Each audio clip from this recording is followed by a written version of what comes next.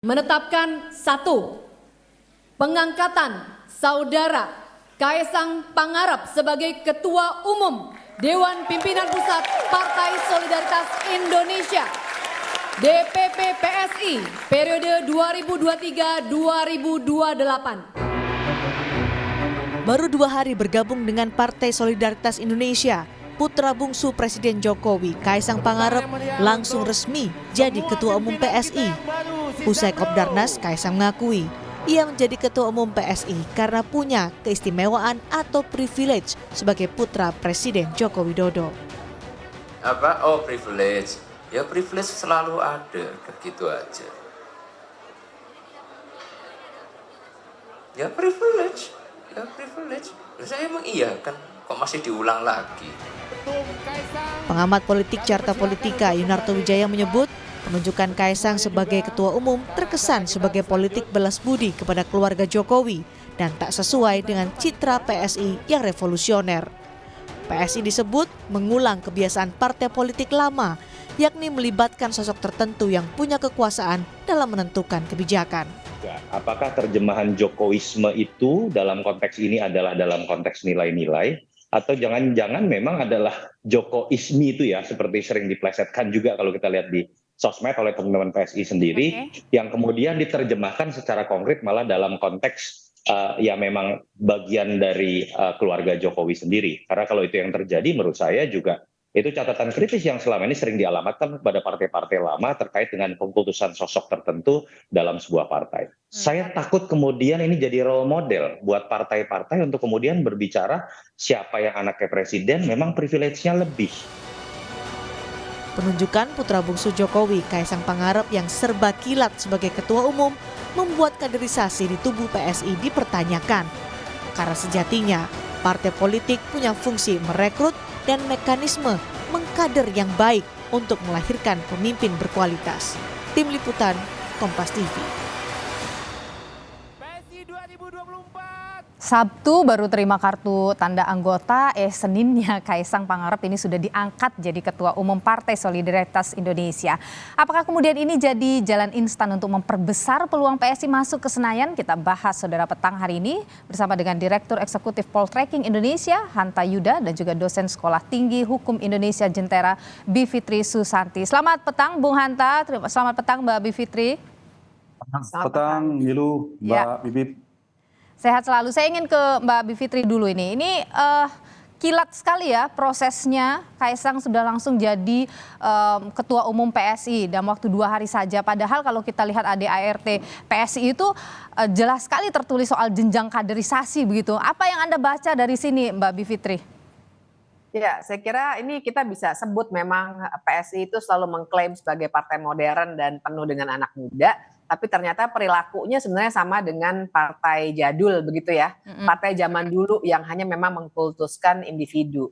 Jadi memang patut disayangkan karena namanya partai modern yang selama ini diklaim oleh PSI dan bahkan tertulis dalam ADART-nya, harusnya kaderisasi itu jadi suatu pola yang sangat-sangat penting. Karena kan tujuan adanya partai politik dalam sebuah negara demokrasi itu sebenarnya justru untuk mendinamiskan pola kaderisasi kepemimpinan nasional dan untuk melahirkan orang-orang yang memang memiliki kapasitas politik untuk duduk dalam pemerintahan. Jadi PSI udah gagal ini soal kaderisasi kalau Anda lihat? Oh, menurut saya gagal. Memang baru 1 orang, tapi kan ini artinya sekali diterabas, apalagi untuk posisi ketua umum, artinya sebenarnya sudah berantakan tuh aturan mainnya. Bukan tidak mungkin nanti akan ada lagi tuh tokoh-tokoh yang kapasitas politiknya menurut saya harus dipertanyakan, tapi memang elektabilitasnya untuk menaikkan suara PSI mungkin lebih menguntungkan dan ini nggak akan ada satu akhirnya kalau satu kerannya ini sudah dibuka. Jadi dalam hal pendidikan politik buat saya ini sudah menggambarkan kegagalan dari partai yang mendaku sebagai partai modern. Nah belum lagi soal pengambilan keputusannya ya yang saya kira juga patut dipertanyakan. 2 hari itu jelas suatu hal yang tidak lazim. Dan perlu diingat PSI selalu mengklaim soal demokrasi di dalam tubuh partainya dan lain sebagainya. Dan jelas dengan jenjang karir yang begitu luar biasa cepat, 2 hari, itu sangat tidak mungkin kalau dikatakan pengambilan keputusannya Iya. dari bawah dan lain sebagainya. Oke, sebelum kita lanjut ke sana lagi, saya ingin ke Bung Hanta Yuda dulu. Bung Hanta, kalau Anda lihat apa sih, kenapa PSI memilih Kaisang? Apa keuntungannya sebenarnya untuk PSI kalau Anda lihat? Ya, sebelum sana betul memang ada problem di sistem politik kepartaian kita itu, ada keterputusan antara sistem dan arena kaderisasi dan kandidasi. Mestinya kan itu tersambung. Seleksi dan kandidasi itu muaranya adalah kaderisasi. Tapi kerap kali di partai-partai kita, hampir semua partai dalam proses rekrutmen politik, kandidasi, capres, caleg terutama kepala daerah dan seterusnya, itu hampir tidak mengikuti jalur jenjang kaderisasi. Termasuk ketum dalam konteks ini ketua umum. Ini yang problem hampir di semua partai kita. Nah, kenapa yang menyebabkan pertanyaan itu tadi, menurut saya ini jebakan tanda petik ya, tapi mereka sadar betul memang ini atas kesadaran dan memang ini tujuannya adalah motif elektoral. Oke. Jadi dalam rangka untuk mendapatkan insentif elektoral. Bayangkan kalau misalnya PSI tidak melakukan, terlepas soal benar salah dan kritik dari berbagai macam pihak, PSI akan begitu-begitu saja secara elektoral dalam bacaan mereka. Dan Mungkin Kaisang ya tidak mampu bisa besar menaikkan untuk- elektoral tadi itu menurut Anda? Tanpa Kaisang mungkin hampir sulit sekali untuk lolos. Dengan masuknya Kaisang sebagai ketua umum PSI, terlepas prosesnya tadi, itu berpotensi. Saya mengatakan berpotensi lolos parliamentary threshold. Jadi ini yang membuat PSI menurut saya mengambil langkah instan ini ada dalam rangka itu. Paling tidak ada potensi ini loh. Oke. Bahwa mereka kan dipertemukan dengan isu faktor muda. Tapi menurut saya bukan itu. Faktor yang paling merekatnya selain faktor muda, sama-sama satu muda, satu mengusung partai anak muda, adalah isu atau faktor Jokowi. Baca Kaisang itu kan tidak bisa sekedar Kaisang adalah Kaisang. Kaisang adalah putra Pak Jokowi. Berarti ada Jokowi di sana. Di saat yang sama PSI juga kerap mengatakan tegak lurus dengan Pak Jokowi, mengusung narasi pemikiran Jokowisme dan seterusnya, arahnya juga menunggu arah Pak Jokowi. Memang dipertemukan Pak Jokowi. Nah, selain ini faktor elektoral, memang dipertemukan ini. Satu sisi PSI memang ingin mencari cara strategi instan tanda petik untuk mendongkrak elektabilitas partainya. Di saat yang sama ada kebutuhan Pak Jokowi untuk mungkin memperlebar, meluaskan jangkar politik dan kaki-kaki politiknya di luar partainya sendiri, PDI Perjuangan. Oke, jadi ini simbiosis mutualisme begitu? Ya, saya kira ya, dalam konteks ini PSI lah yang paling diuntungkan mendapat suplemen politik, vitamin elektoral dengan masuknya ke Mas Kaisang putra Pak Jokowi. Pak Jokowi punya potensi, meskipun belum otomatis, punya potensi kalau PSI-nya membesar, punya keuntungan politik seperti saya katakan tadi, jangkar politik dan kaki politiknya semakin meluas, potensinya yang paling dirugikan tentu kalau tidak diantisipasi ada PDI Perjuangan. Karena sedikit banyak berpengaruh pada PDIP. Apalagi misalnya kemudian PSI tidak mendukung Ganjar. Nah itu juga menjadi kerugian politik yang cukup lumayan signifikan bagi PDI Perjuangan. Oke, Mbak Bivitri, ini kan PSI kaderisasinya tidak berjalan ya karena 2 hari langsung jadi ketua umum. Tapi dalam waktu singkat begitu atau berapa lama sebenarnya butuh kemudian waktu untuk transfer, utamanya adalah soal nilai dan ideologi satu partai gitu kepada seorang kader? Pasti tidak ada ukuran yang matematis ya, misalnya berapa bulan, berapa hari. Tapi kan kita lihat saja, kapasitas seseorang itu kan kalau dalam konteks politik cuma 2. Pertama, kapasitas kemampuan politik dia, artinya dia ada rekam jejak organisasi, berpolitik ya, secara melakukan manuver untuk tujuan kebijakan tertentu dan seterusnya. Tapi yang kedua adalah popularitas, jadi kapasitas elektabilitas begitu. Nah sebenarnya kan kalau kita mau jujur, Kaisang nggak punya yang pertama, dia hanya sangat-sangat populer, bukan hanya sebagai, tentu saja yang utama adalah karena dia anaknya seorang presiden, tapi juga dia sangat aktif di media sosial. Itu jelas akan sangat mengangkat nama PSI, tapi dia nggak punya kapasitas politik. Dia selama ini rekam jejaknya adalah pedagang. Tidak ada masalah dengan itu, tapi dalam sebuah proses kaderisasi politik kan harusnya dipupuk dulu yang nomor satunya itu, kapasitas politiknya itu. Dan 2 hari itu jelas tidak mungkin karena yang namanya kapasitas politik itu tidak bisa seperti dikasih bootcamp begitu ya, cepat sekali dikasih kursus yang 2 hari kemudian langsung naik. Atau jangan-jangan sebelumnya prosesnya sudah berjalan mungkin berbulan-bulan untuk melakukan transfer tadi nilai dan ideologi. Saya kira tidak semudah itu, karena kalau kita berbicara partai kan tidak hanya ideologi, terus kita kasih tahu ideologi PSI adalah, kan bukan seperti itu. Tapi kan juga pengalamannya, programnya sebenarnya apa sih capaian yang diinginkan, visi misinya partai, itu kan jelas sesuatu hal yang juga tidak bisa dilakukan secara cepat, dan juga kalau dikatakan mungkin selama ini diam-diam, saya kira kita juga bisa melihat dengan jelas ya apa kegiatan apa yang dilakukan, dan kalau memang itu dilakukan di balik layar, saya kira kalau tujuannya, logikanya ya, kalau tujuan PSI adalah juga menaikkan popularitas PSI, pasti itu sedikit banyak akan dipublikasikan oleh PSI. Ada post ini, training, lain sebagainya. Kan tidak ada sama sekali. Tiba-tiba bahkan kartu anggotanya diantar ke rumah secara simbolis. Itu yang saya baca ya dari media massa. Itu sudah menandakan bahwa proses ini memang seperti melamar seseorang yang punya popularitas untuk menaikkan nama PSI yang mungkin saya kira Mas Hanta Yuda betul sekali, tanpa bantuan seperti ini memang buat PSI sangat sulit untuk meraih suara yang cukup. Baik, Bung Hanta, kalau tadi ada menyebut bahwa ini sebenarnya simbiosis mutualisme di mana Jokowi juga butuh untuk melebarkan kaki-kakinya di partai. Kenapa Jokowi memilihnya PSI gitu misalnya? Ini kan partainya kecil PSI ini.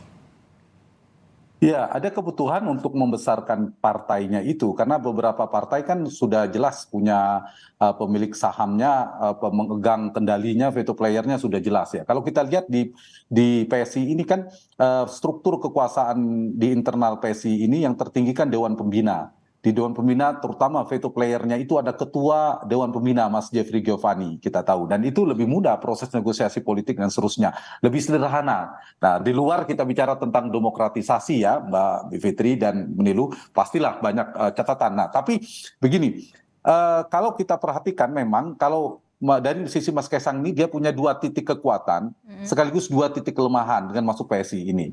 Realitasnya kekuatan dia di 2 tadi, saya setuju juga dengan Mbak Bibip tadi, ada 2 hal terkait dengan mudanya, isu anak muda dia di media sosial ini, kekuatannya tidak bisa kita pungkiri, kekuatan Kaisang dan kekuatan PSI bergabung itu sangat melengkapi. Yang kedua yang lebih dasar kita dapat kalau dikapitalisasi adalah faktor Jokowi. Nah, faktor Jokowi, Pak Jokowi di mana tingkat kepuasannya relatif masih tinggi, nah itu bisa menjadi basis di mana ceruk pemilih segmentasi yang bisa disasar oleh PSI. Dan itu kalau di treatment ada potensi mereka bisa lolos di ambang parlemen tadi yang saya katakan. Tapi ada 2 titik kelemahan juga yang harus dijawab kepada publik yang saya kira mungkin sudah diukur oleh PSI, soal tadi pengalaman, rekam jejak, soal kompetensi dan seterusnya. Yang kedua pertanyaan publik tentang kaderisasi. Tapi mungkin bacaan saya dari PSI dari apa namanya hal-hal yang dikritisi oleh publik, jauh mereka akan mendapatkan atau efek samping elektoralnya relatif lebih kecil ketimbang faedah manfaat dari secara elektoral. Seperti saya katakan tadi, misalnya PSI pasti akan menjadi pusat perhatian sekarang. Liputan media semakin luas, ditunggu mendukung capresnya siapa. Karena orang nggak bilang PSI, tapi sekarang sebutannya PSI itu apa? Partainya anak presiden. Yang kedua, ini juga akan semakin terasosiasi kuat kepada Pak Jokowi. Brand connection-nya semakin kuat ke Pak Jokowi, berarti potensi lolos ke parlemennya juga semakin kuat. Jadi paling untung lah, ini istilah saya berkah elektoral ya, garis bawahi, elektoral dalam jangka pendek buat PSI. Nah, PR-nya memang tadi catatannya soal jangka panjang, proses kaderisasi, pelembagaan partai dan seterusnya harus menjadi catatan kritis. Oke, Mbak Bivitri, apa kemudian dampak yang muncul dengan hadirnya Kaisang sebagai Ketua Umum PSI dalam waktu yang singkat ini, utamanya dalam soal kaderisasi di partai? Ya, saya khawatir memang ini ada apa ya, mungkin boleh kita sebut unintended consequence ya. Jadi ada efek samping yang pasti akan punya pengaruh, satu kepada PSI itu sendiri. Saya sangat menyayangkan ya, sebenarnya kan dulu sempat ada harapan lah pada partai modern membatasi masa kekuasaan ketua partai dan lain sebagainya. Tapi ternyata bangunan itu runtuh.